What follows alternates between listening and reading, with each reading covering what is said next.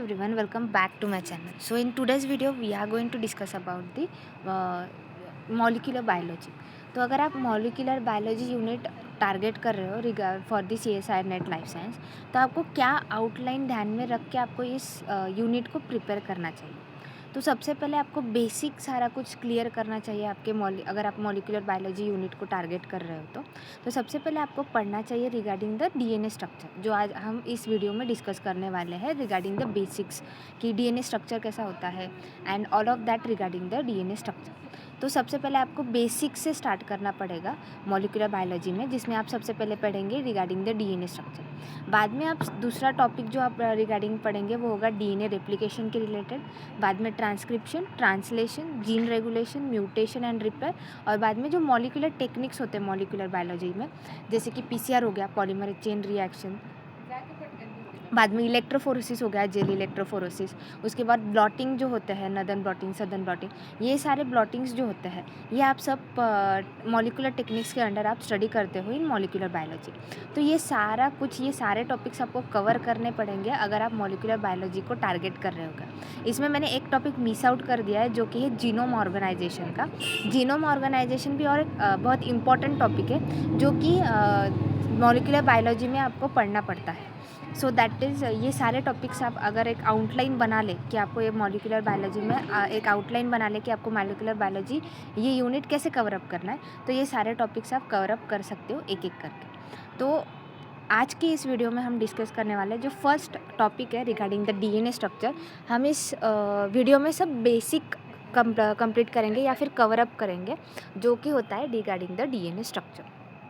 तो अब सबसे पहले हम देखेंगे कि सेंट्रल डोग्मा क्या होता है। सेंट्रल डोग्मा तो सबसे आप सबको पता है कि डीएनए होता है, जेनेटिक मटेरियल जो होता है। जेनेटिक मटेरियल डीएनए भी हो सकता है या फिर आरएनए भी हो सकता है। तो मोस्ट ऑफ द जो फिजियोलॉजिकल फॉर्म्स ऑफ एनिमल्स में जो जेनेटिक मटेरियल प्रेजेंट होता है वो होता है डीएनए ही प्रेजेंट होता है। अगर इस डीएनए का, अब जो डीएनए होता है, जो जेनेटिक मटेरियल होता है, अगर इस डीएनए का एक आइडेंटिकल कॉपी बने, अगर इस डीएनए का कोई आइडेंटिकल कॉपी बने तो उस प्रोसेस को हम कहते हैं रेप्लिकेशन। ठीक है, उस प्रोसेस को हम क्या कहते हैं, रेप्लिकेशन कहते हैं। अगर इस डीएनए का एग्जैक्ट सेम आइडेंटिकल कॉपी अगर बन रही है तो इस प्रोसेस को हम कहते हैं रेप्लिकेशन। अगर इस जो जेनेटिक मटेरियल होता है, जो डीएनए होता है, उसमें क्या होंगे हम डीएनए में इंफॉर्मेशन कैरी ऑन होगी। अब डीएनए में जो जेनेटिक मटेरियल है डीएनए, उसमें हमारी इंफॉर्मेशन प्रेजेंट होगी। अब ये जो इन्फॉर्मेशन है अगर पास ऑन हो रही है और वहाँ पे क्या बन रहा है, तो डीएनए से अगर आरएनए बन रहा है, और अब ये इन्फॉर्मेशन डीएनए से अब कहाँ पे गई है, तो आरएनए में गई है, तो इस प्रोसेस को हम कहते हैं, इस प्रोसेस को हम क्या कहते हैं, ट्रांसक्रिप्शन। दोनों में फ़र्क समझ में आया। तो डीएनए का अगर एग्जैक्ट कॉपी, आइडेंटिकल कॉपी अगर बन रही है, उसी तरह की एक कॉपी बन रही है डीएनए की, तो उसे हम कहते हैं रेप्लिकेशन।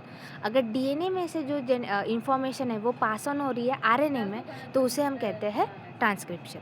और फर्दर अब डीएनए में से इंफॉर्मेशन आरएनए में जब ट्रांसफ़र होती है, जब डीएनए ट्रांसफॉर्म होता है आरएनए में, उसमें क्या होता है कि आप तीन डिफरेंट आरएनए या फिर types, there are 3 different types of RNA, mRNA, tRNA और आरआरएनए। तो ये तीनों आरएनए जब एक साथ आते हैं वहाँ से बनता है प्रोटीन। तो एमआरएनए में जो एमआरएनए जो होता है, एमआरएनए में जब राइबोसोम्स बाइंड होते हैं and ribosomes are made up of rRNA, और उसके बाद टीआरएनए भी अपना रोल प्ले करता है वहाँ पे। और इस आरएनए से जब एक प्रोटीन ये जो आरएनए में इंफॉर्मेशन होती है, वो that information is further transfer and form into proteins. तो इसे हम कहते हैं ट्रांसलेशन। इस प्रोसेस को हम क्या कहते हैं, ट्रांसलेशन कहते हैं। तो इन्फॉर्मेशन डीएनए से अब कहाँ तक गई, तो प्रोटीन फॉर्मेशन तक गई। तो ट्रांसलेशन में क्या होता है, एक एक अमीनो एसिड एडअप होते जाते हैं, एक एक अमीनो एसिड ज्वाइन करते करते एक कंप्लीट प्रोटीन क्या होता है वहाँ पे फॉर्म होता है। तो सेंट्रल डोग्मा में आपको यही ध्यान में रखना है कि अगर डीएनए का एग्जैक्ट कॉपी अगर बन रही है, आइडेंटिकल कॉपी अगर बन रही है, तो उसे हम कहते हैं रेप्लिकेशन। अगर डीएनए की इन्फॉर्मेशन पास ऑन हो रही है और डीएनए की इन्फॉर्मेशन कहाँ पास ऑन हो रही है, तो आरएनए में पास ऑन हो रही है, तो उसे हम कहते हैं ट्रांसक्रिप्शन। आरएनए से फिर फर्दर फॉर्म हो रहा है प्रोटीन्स, तो उसे हम कहते हैं, उस प्रोसेस को हम कहते हैं ट्रांसलेशन। तो ये 3 मेजर प्रोसेसेस होते हैं, ट्रेप्लिकेशन, ट्रांसक्रिप्शन और ट्रांसलेशन। आई होप आपको सेंट्रल डोग्मा क्या होता है और ये 3 प्रोसेसेस अलग अलग, ये जो 3 प्रोसेसेस होते हैं वो क्या होता है। सो that is all about the basic regarding the central dogma. अब आपको क्या ध्यान में रखना है, तो आपको ध्यान रखना है जीनोम। अब जीनोम और जीन में ये दोनों दो ऐसे कंसेप्ट है जिसमें बहुत सारे स्टूडेंट्स कंफ्यूज होते हैं। So let's clear about that कि जीनोम क्या होता है और जीन क्या होता है। सबसे पहले हम देखेंगे regarding the genome. The genome is the complete set of genetic material present in a cell. तो पूरा genetic material, complete set of genetic material, पूरा जेनेटिक मटेरियल अगर प्रेजेंट है, जैसे कि अगर पूरा डीएनए किसी सेल में अगर प्रेजेंट है, तो उसे हम कहते हैं genome. Complete set of genetic material, तो उसे हम कहते हैं जीनोम। और जीन यानी क्या? A gene is a specific segment of DNA that contains the information to make one functional product, either a protein or a functional RNA. तो gene क्या होता है? जीनोम पे ही एक स्पेसिफिक सेगमेंट होता है, स्पेसिफिक सेगमेंट होता है डीएनए का, दैट इज जीन। जीन कहाँ पे प्रेजेंट होता है? तो आपको याद में रखना होगा, जीनोम पे ही प्रेजेंट होता है। जो जीनोम होता है complete set of genetic material, उस जेनेटिक मटेरियल में ही एक स्पेसिफिक सेगमेंट होता है, डीएनए में एक स्पेसिफिक सेगमेंट होता है। उस स्पेसिफिक सेगमेंट से अगर कोई फंक्शनल प्रोडक्ट तैयार हो रहा है, कौन सा functional product? Either a protein या फिर एक फंक्शनल आरएनए फॉर्म हो रहा होगा उस स्पेसिफिक सेगमेंट पे। वो स्पेसिफिक सेगमेंट कहाँ पे? डीएनए पे प्रेजेंट होता है। अगर उस डीएनए में जो स्पेसिफिक सेगमेंट है, उस स्पेसिफिक सेगमेंट में कुछ that specific segment contains an information. अगर उस इंफॉर्मेशन से एक फंक्शनल प्रोडक्ट बन रहा है, आइदर अ प्रोटीन बन रहा है या फिर एक फंक्शनल आरएनए बन रहा है, फंक्शनल आरएनए यानी कि आरआरएनए, टीआरएनए, एमआईआरएनए, अगर वो ऐसे आरएनएज या फिर प्रोटीन बन रहा होगा, एक फंक्शनल प्रोडक्ट बन रहा होगा, तो उसे हम कहते हैं जीन। और जीनोम यानी कि क्या? पूरा complete set of genetic material, यानी कि coding DNA, non coding DNA, बाद में रिपीटेटिव डीएनए, जंक डीएनए, वो सब कुछ प्रेजेंट होता है। उस complete set of genetic material को हम कहते हैं जीनोम। या फिर हैप्लॉइड सेट ऑफ क्रोमोसोम अगर उसे हम कहते हैं, तो उसे भी हम कहते हैं जीनोम। तो कंप्लीट सेट, पूरे जेनेटिक मटेरियल का अगर कंप्लीट सेट अगर प्रेजेंट है किसी सेल में, तो उसे हम कहते हैं जीनोम। और एक स्पेसिफिक सेगमेंट, उस स्पेसिफिक सेगमेंट से ही एक फंक्शनल प्रोडक्ट अगर बन रहा है, आइदर ए प्रोटीन और ए फंक्शनल आरएनए, तो उसे हम कहते हैं जीन। तो जो जेनेटिक इंफॉर्मेशन होती है जो डीएनए में प्रेजेंट होती है, that is transferred in different types of RNA, जैसे कि एमआरएनए, आरआरएनए और टीआरएनए। और ये तीनों मिलके क्या करते हैं? प्रोटीन का सिंथेसिस करते हैं। तो डीएनए में जो जेनेटिक इन्फॉर्मेशन प्रेजेंट होती है, वो जेनेटिक इन्फॉर्मेशन डीएनए ट्रांसक्राइब किस में करता है? वो जेनेटिक इन्फॉर्मेशन कहाँ पास ऑन होती है? तो आरएनए में पास ऑन होती है। और 3 अलग अलग टाइप्स के आरएनए ट्रांसक्राइब होते हैं डीएनए से। एक तो एमआरएनए, बाद में आरआरएनए और टीआरएनए। और ये तीनों आरएनए मिलकर क्या बनाते हैं? तो ये तीनों आरएनए मिलकर बनाते हैं हेल्प टू प्रोटीन सिंथेसिस। तो यहाँ से ही सेंट्रल लोग में आपको ध्यान में रखना होगा, डीएनए ट्रांसक्राइब होता है आरएनए में और आरएनए का ट्रांसलेशन होता है प्रोटीन में। तो यहाँ पे आपका एक फंक्शनल प्रोडक्ट तैयार होता है, protein synthesis. So that is all about the central dogma. अब हम देखेंगे कि जो कुछ इंपॉर्टेंट पॉइंट्स, अगर आप सेंट्रल डोग्मा देख रहे हो तो कुछ इंपॉर्टेंट पॉइंट्स आपको ध्यान में रखना पड़ेंगे, जैसे कि information never flows from protein back to DNA. अब मैंने आपको सेंट्रल डोग्मा समझा दिया कि डीएनए से इन्फॉर्मेशन कहाँ फ्लो हो रही है, तो आरएनए में पास ऑन हो रही है, आरएनए से बाद में कहाँ पे पास ऑन होगी? तो प्रोटीन फॉर्मेशन होगा। तो यहाँ पे रिवर्स कभी नहीं होता।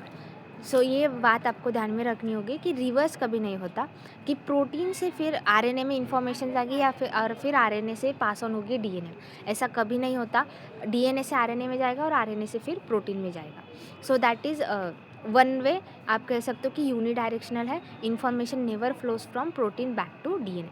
लेकिन अब ये बायोलॉजी है, तो यहाँ पे एक्सेप्शंस हो गए, जैसे केमिस्ट्री में होते हैं वैसे ही यहाँ पे कुछ एक्सेप्शंस है, जिसमें कि रिवर्स ट्रांसक्रिप्शन इन रेट्रोवायरसेस में आरएनए से फिर क्या आरएनए से फिर क्या फॉर्म होता है, तो डीएनए फॉर्म होता है। तो आरएनए से जो इन्फॉर्मेशन पास होती है तो कहाँ पास ऑन होती है, तो डीएनए में पास ऑन होती है। अभी अभी हमने एक सेंटेंस पढ़ा कि information never flows back from protein back to DNA, लेकिन रेट्रोवायरसेस में आरएनए से इन्फॉर्मेशन पास ऑन होती है डीएनए, इसीलिए वहाँ पे नाम भी क्या दिया है, तो रिवर्स ट्रांसक्रिप्शन।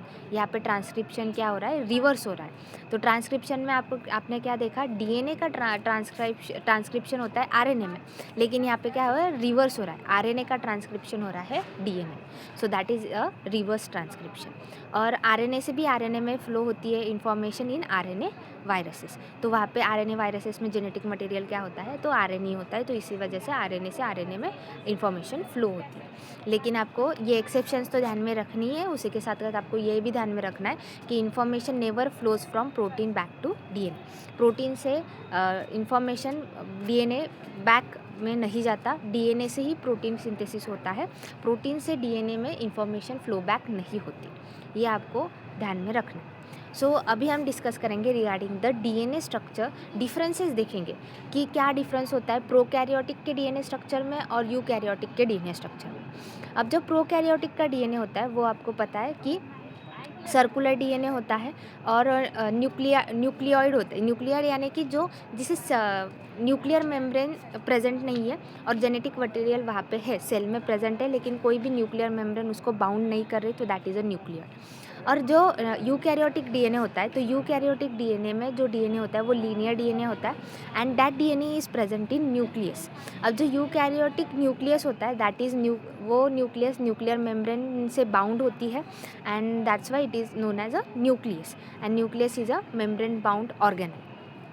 लेकिन न्यूक्लियर जो होता है that is not a nuclear membrane bound organelle, लेकिन वो सर्कुलर डीएनए या फिर जो जेनेटिक मटेरियल होता है प्रोकैरियोटिक का वो कैसा होता है, तो सर्कुलर डीएनए होता है। तो लोकेशन कहाँ है सर्कुलर डीएनए के, तो न्यूक्लियोइड में होता है, लेकिन आपको ध्यान में रखना है न्यूक्लियोइड को कोई भी न्यूक्लियर मेम्ब्रेन बाउंड नहीं होती, लेकिन न्यूक्लियस जो यूकैरियोटिक डीएनए है तो nucleus that is bounded by a nuclear membrane. तो सबसे पहले हम देख लेते हैं regarding the prokaryotic DNA structure, बाद में हम यूकैरियोटिक के डीएनए स्ट्रक्चर के रिलेटेड स्टडी करेंगे। तो सबसे पहले आपको ध्यान में रखना पड़ेगा लोकेशन, कि सर्कुलर डीएनए कहाँ पे लोकेटेड है, तो न्यूक्लियोइड में। बाद में शेप कैसा है, तो सर्कुलर है, एक सिंगल क्रोमोसोम ही है, कोई भी हिस्टोन प्रोटीन्स नहीं प्रेजेंट होते प्रोकैरियोटिक डीएनए, या फिर कोई इंट्रॉन्स प्रेजेंट नहीं होते प्रोकैरियोटिक डीएनए में। अब ये हिस्टोन्स क्या होते हैं, इंट्रॉन्स क्या होता है, ये आने वाले वीडियोस में हम देखेंगे कि what are histones, what are introns. आपको बस यहाँ पे अगर नहीं पता है तो हम आने वाली वीडियोस में डिस्कस करेंगे, अगर आपको पता है तो वेल एंड गुड। तो जो हिस्टोन प्रोटीन्स होते हैं, हिस्टोन्स क्या होते हैं, प्रोटीन्स होते हैं जो रियली डीएनए के साथ अटैच होते हैं, लेकिन वो प्रोकैरियोटिक डीएनए में प्रेजेंट नहीं होते। तो वैसे ही इंट्रॉन्स जो होते हैं, इंट्रॉन्स भी प्रोकैरियोटिक डीएनए में प्रेजेंट नहीं होते, और स्मॉल जीनोम होता है प्रोकैरियोटिक डीएनए का। तो आपको ये सारी बातें ध्यान में रखनी है regarding the prokaryotic DNA structure. अब हम देखेंगे regarding the eukaryotic DNA structure. Eukaryotic में आपको ध्यान में रखना है कि जो यूकैरियोटिक डीएनए होता है वो लीनियर होता है।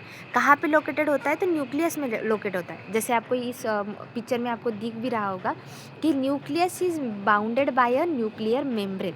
तो न्यूक्लियस को एक न्यूक्लियर मेम्ब्रेन होती है, और इस न्यूक्लियस में क्या प्रेजेंट होते हैं, अपने डीएनए प्रेजेंट होते हैं। इनका शेप कैसा होता है, तो लीनियर होता है, मल्टीपल क्रोमोसोम्स प्रेजेंट होते हैं, जैसे कि आपको पता है ह्यूमन में 46 क्रोमोसोम्स प्रेजेंट होते हैं, और डीएनए को अटैच होते हैं हिस्टोन प्रोटीन्स। तो यूकैरियोटिक डीएनए में हिस्टोन प्रोटीन्स प्रेजेंट होते हैं, इंट्रॉन्स भी प्रेजेंट होता है, और इनका जीनोम का साइज़ कैसा होता है, तो लार्ज होता है। सो आपको ये ध्यान में रखना होगा कि यूकैरियोटिक डीएनए लीनियर होता है और कॉम्प्लेक्स होता है, और प्रोकैरियोटिक डीएनए सर्कुलर होता है और सिंपल होता है। So now let's discuss about the chemical composition of DNA. तो अपन एक काम करेंगे कि आपको यहाँ तक अगर आई होप आपको यहाँ तक समझ में आ गया होगा रिगार्डिंग द सेंट्रल डोग्मा। बाद में जेनेटिक मटेरियल कहाँ से कहाँ फ्लो होता है, कुछ एक्सेप्शंस भी आपको ध्यान में रखना होगा, और प्रोकैरियोटिक डीएनए और यूकैरियोटिक डीएनए में क्या मेजर डीएनए के स्ट्रक्चर्स में डिफरेंस होता है, ये आपको अच्छे से समझ में आ गया होगा। So now let's discuss about the chemical composition of DNA. अब केमिकल कंपोजिशन ऑफ डीएनए में आपको क्या क्या ध्यान में रखना होगा, तो डीएनए जो बनता है that is made up of 4 nucleotides. अब कौन से न्यूक्लियोटाइड्स होते हैं डीएनए में, सो दैट इज़ एडेनाइन, बाद एडेनाइन, उसके बाद प्रेजेंट होता है गुआनाइन, ठीक है, और उसके बाद होता है third cytosine, third is cytosine and fourth is thymine. So ये 4 न्यूक्लियोटाइड्स मेजरली प्रेजेंट होते हैं डीएनए। सो सबसे पहले आपको ध्यान में रखना होगा adenine, guanine, cytosine and thymine. तो ये 4 न्यूक्लियोटाइड्स प्रेजेंट होते हैं डीएनए में, ठीक है। अब हम एक एक करके इनका स्ट्रक्चर देखेंगे। तो न्यूक्लियोटाइड्स का स्ट्रक्चर कैसा होता है? सबसे पहले आपको क्या ध्यान में रखना है, what is the chemical composition of DNA. So DNA is made up of 4 nucleotides, that is adenine, guanine, thymine और साइटोसिन। कैसे प्रेजेंट होते हैं, कौन से बॉन्ड्स प्रेजेंट होते हैं, वो भी हम डिस्कस करेंगे। सबसे पहले आपको तो यही ध्यान में होगा कि DNA is made up of 4 nucleotides, adenine, guanine, thymine and cytosine. तो अब ये न्यूक्लियोटाइड का स्ट्रक्चर कैसा होता है? तो न्यूक्लियोटाइड में आपको ध्यान में रखना है कि 3 कंपोनेंट्स प्रेजेंट होता है। सबसे पहला जो कंपोनेंट होता है वो होता है अपना नाइट्रोजिनस बेस। तो सब जैसे मैंने आपको बताया कि 4 नाइट्रोजिनस बेस प्रेजेंट होते हैं। फर्स्ट हो एडेनाइन, गुआनाइन, थाइमिन और साइटोसिन। सॉरी, मैंने आपको 4 नाइट्रोजिनस बेसेस बताए, वो न्यूक्लियोटाइड नहीं है, वो 4 नाइट्रोजिनस बेसेस है जो अभी अभी मैंने आपको बताया, एडेनाइन, गुआनाइन, साइटोसिन और thymine, that are nitrogenous bases. तो जो न्यूक्लियोटाइड्स होते हैं, दैट न्यूक्लियोटाइड्स में 3 मेजर कंपोनेंट्स प्रेजेंट होते हैं। एक तो प्रेजेंट होता है आपका नाइट्रोजिनस बेस। तो 4 टाइप्स के नाइट्रोजिनस बेसेस प्रेजेंट होते हैं डीएनए में, एडेनाइन, गुआनाइन, साइटोसिन और थाइमिन। बाद में नाइट्रोजिनस बेस एक कंपोनेंट हो गया नाइट्रोजिनस बेस, बाद में जो दूसरा कंपोनेंट है वो है शुगर। और डीएनए में जो शुगर प्रेजेंट होता है वो होता है डीऑक्सीराइबोस शुगर। और थर्ड कंपोनेंट होता है फॉस्फेट। तो ये तीनों कंपोनेंट्स एक दूसरे के साथ अटैच होते हैं, बॉन्ड्स फॉर्मेशन होते हैं यहाँ पे, एंड ये फॉर्म करता है एक न्यूक्लियोटाइड स्ट्रक्चर। तो nitrogenous basis 4 nitrogenous basis present होते हैं डीएनए में, एडेनाइन, गुआनाइन, थाइमिन और साइटोसिन। तो ये चारों नाइट्रोजिनस बेसिस, लेकिन जो शुगर मॉलिक्यूल होता है फॉस्फेट दैट इज़ कॉमन, बस नाइट्रोजिनस बेसिस चेंज होते हैं, एडेनाइन, गुआनाइन, साइटोसिन और थाइमिन। तो आपको यहाँ पे ध्यान में होगा रखना पड़ेगा कि नाइट्रोजिनस बेसिस भी 2 टाइप्स के होते हैं, एक प्यूरिन होता है और पिरिमिडिन होता है। तो जो एडेनाइन और गुआनाइन है वो प्यूरिन में आते हैं, और जो थाइमिन और साइटोसिन होते हैं वो पिरिमिडिन्स में आते हैं। सो यहाँ पे जो ये जो that is a general structure of ये स्ट्रक्चर है नाइट्रोजिनस बेस। ये है nitrogenous base, this is a sugar molecule, deoxyribose sugar molecule, और ये होता है फॉस्फेट मॉलिक्यूल। और यहाँ पे आपको नंबरिंग दिख रही है, 1 that is a 1 prime, 2 prime, 3 prime, 4 prime and 5 prime. तो अगर एक न्यूक्लियोटाइड है, ठीक है, डीएनए का स्ट्रक्चर आपको पता होगा, it is a anti parallel structure, ठीक है। डीएनए का स्ट्रक्चर कैसा होता है, एंटी पैरेलल होता है। फ्रॉम एक स्ट्रैंड जो होता है वो 5 प्राइम टू 3 प्राइम रन होता है, और दूसरा स्ट्रैंड जो होता है वो that is anti parallel to the first strand, that is 3 prime to 5 prime. तो एक स्ट्रैंड होता है 5 प्राइम टू 3 प्राइम, और दूसरा स्ट्रैंड होता है 5 prime to 3 prime, so that is anti parallel to each other. तो इस स्ट्रैंड्स में अगर एक न्यूक्लियोटाइड है एडेनाइन, बाद में आपको और एक चेन, अब डीएनए में क्या होता है, चेन फॉर्मेशन होती है, जो न्यूक्लियोटाइड्स होते हैं वो एक दूसरे के साथ अटैच होते हैं। तो अगर बात एडेनाइन है और फिर एडेनाइन के बाद नेक्स्ट जो अगर आपको न्यूक्लियोटाइड ऐड करना है, तो नाइट्रोजनस न्यूक्लियोटाइड जो ऐड करना है अगर वो थाइमिन आ रहा है, तो आप कैसे ऐड करोगे, वो कौन सा बॉन्ड वहाँ पे फॉर्मेशन होगा, ठीक है, कौन सा बेस वहाँ पे आएगा, कौन सा नाइट्रोजनस न्यूक्लियोटाइड वहाँ पे आएगा। तो यहाँ पे आपको ध्यान में रखना है कि फॉर एग्जांपल एक डीएनए का स्ट्रैंड है, ठीक है, फर्स्ट यहाँ पे आपका एक नाइट्रोजनस बेस जो है वो एडेनाइन ऐड हो गया, बाद में ऐड हो रहा है थाइमिन, लेकिन इन दोनों में कौन सा बॉन्ड फॉर्मेशन हो रहा है कि वहाँ पे वो दोनों अटैच हो जाए एक दूसरे के साथ। सो द बॉन्ड यहाँ पे,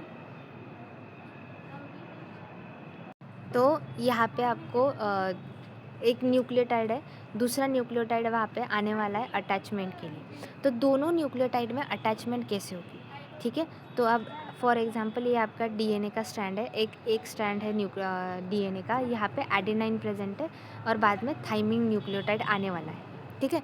तो इन दोनों न्यूक्लियोटाइड को आपको अटैच कैसे करना पड़ेगा, ये दोनों जो बेसिस है, ये दोनों जो न्यूक्लियोटाइड्स हैं एडेनाइन और थाइमिन, इन दोनों को आप अटैच कैसे करोगे। तो इन दोनों में जो बॉन्ड फॉर्मेशन होता है वो बॉन्ड फॉर्मेशन कौन सा होता है, तो वहाँ पे बॉन्ड फॉर्मेशन होता है फॉस्फोडाइस्टर बॉन्ड का। अब ये फॉस्फोडाइस्टर बॉन्ड कैसे फॉर्म होता है, आपको बॉन्ड ध्यान में रखना पड़ेगा। कौन सा बॉन्ड है, तो फॉस्फोडाइस्टर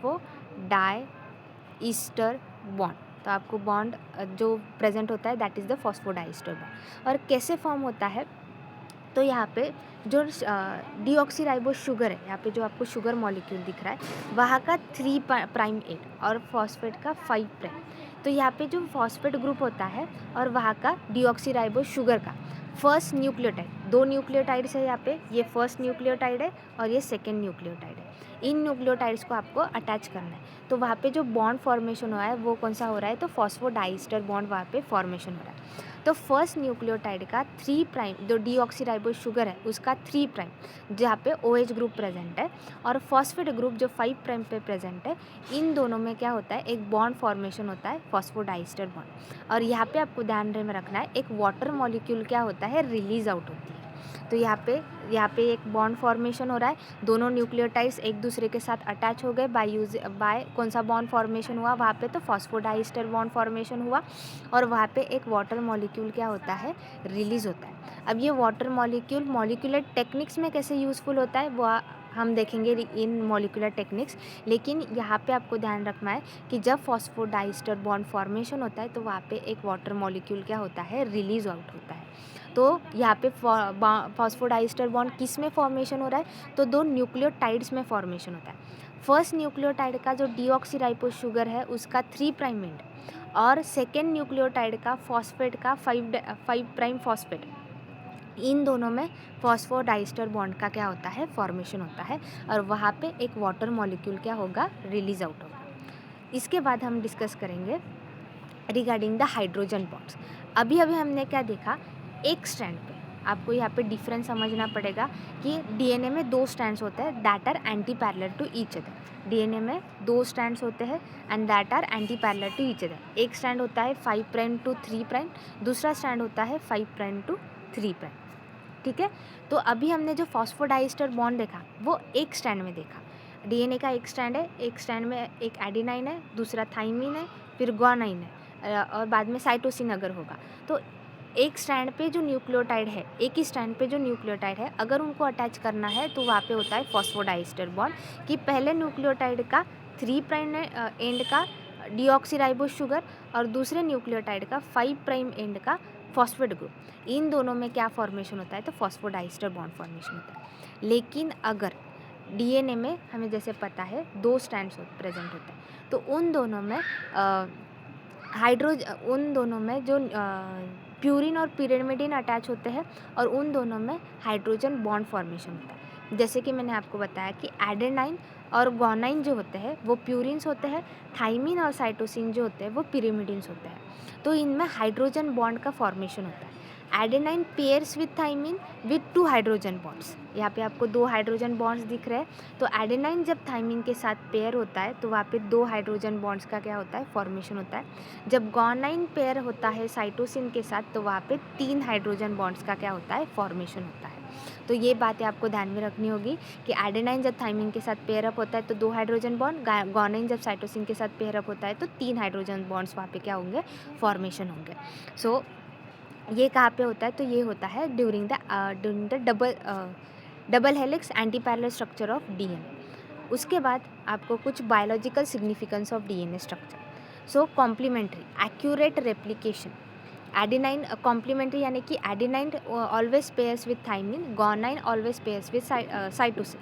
तो एडेनाइन थाइमिन के साथ जब पेयर अप करेगा तो 2 हाइड्रोजन बॉन्ड्स बनाएगा, और ग्वानाइन जब साइटोसिन के साथ पेयर अप करेगा तो 3 हाइड्रोजन बॉन्ड्स बनेंगे। एंटी पैरेलल नेचर क्यों होता है, क्योंकि एंजाइम की डायरेक्शनलिटी, जो डीएनए पॉलीमरेज जब हम रेप्लिकेशन देखेंगे तो वहाँ पे अलग अलग एंजाइम्स प्रेजेंट होता है डीएनए रेप्लिकेशन के वक्त। तो वो भी जो एंटी पैरेलल नेचर होता है, जैसे कि अभी हमने देखा कि एक स्ट्रैंड जो होता है वो 5 प्राइम से 3 प्राइम रन होता है, और दूसरा जो स्ट्रैंड होता है वो 3 प्राइम से 5 प्राइम होता है।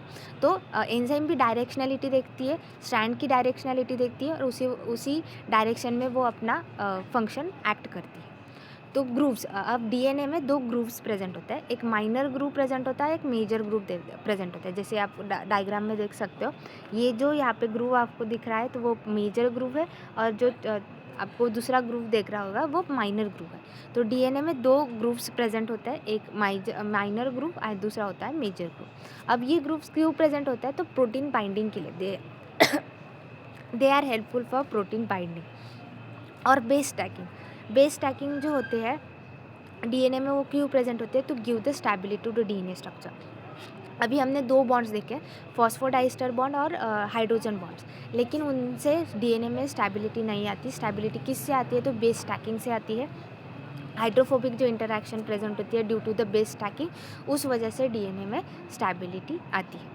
आई होप आपको डीएनए जो बेसिक स्ट्रक्चर होता है डीएनए का, what is the chemical composition and all of that, आपको समझ में आ गया होगा। आने वाले वीडियोस में हम देखेंगे रिगार्डिंग द डीएनए रेप्लिकेशन। एक एक टॉपिक हम मॉलिक्यूलर बायोलॉजी के रिलेटेड कंप्लीट करते जाएंगे।